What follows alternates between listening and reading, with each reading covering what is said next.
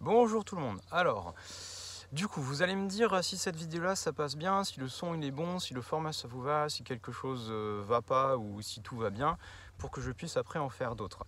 Alors celle-là c'est une vidéo de sciences politiques parce que le chapitre d'économie je ne l'ai pas encore fait, ça va m'occuper ce soir et demain. Mais je vous en ferai après pour l'économie aussi, mais même ceux que j'ai en éco, regardez ici.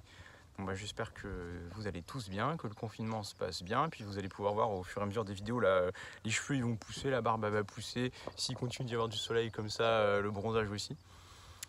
Et du coup vous pourrez estimer le temps que ça fait de confinement. Alors pour la vidéo de cours à proprement parler, je vous ai pas tous, mais on avait fait la même chose avec Bérengère. Et du coup, il y en a avec qui on a commencé à faire sur la théocratie. On a regardé l'histoire de Gilgamesh. Et ceux qui ont Bérengère, je vous avais pas commencé. Ceux que j'ai moi, il faut que je vois d'ailleurs avec Bérengère parce qu'elle doit vous faire le cours sur les océans, tout ça. Enfin, je vais l'appeler à la fin de la semaine et puis on va se concerter un petit peu. Que vous m'ayez ou pas, vous partez du principe qu'on commence le nouveau et avant-dernier chapitre qui s'appelle l'État et la religion et qui dans la chronologie des chapitres c'est le 5e, le dernier donc. Et on fera après le chapitre sur la communication ou je sais plus quoi.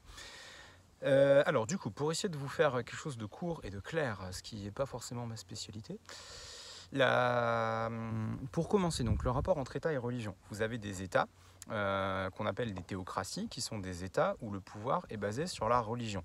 Vous retrouvez la même racine que dans démocratie, kratos le pouvoir, et théos, ça veut dire le Dieu en grec. Comme théologie, c'est l'étude de Dieu, de la religion. Donc dans tout ça, on va retrouver plusieurs choses différentes. Vous allez retrouver les différentes formes d'État. Vous allez avoir des États laïques, un État qui n'a pas de rapport avec la religion, qui est complètement indépendant, indifférent à la religion. Vous allez avoir des États qu'on appelle confessionnels, qui sont des États qui vont reconnaître une religion et qui vont l'avantager, mais sans forcément que ce soit une religion d'État. Et vous allez avoir des États qui sont des théocraties, où là le pouvoir, l'essence du pouvoir, va être fondée sur la religion. Et vous avez aussi des États qui vont être en opposition à la religion, qui ne vont pas l'accepter, comme les régimes communistes, par exemple comme l'URSS jusqu'en 91 ou la Chine aujourd'hui.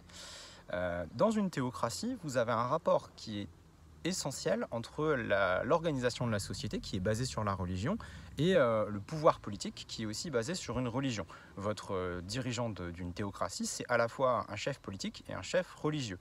Un sultan, par exemple, ça va être un chef politique et un chef religieux.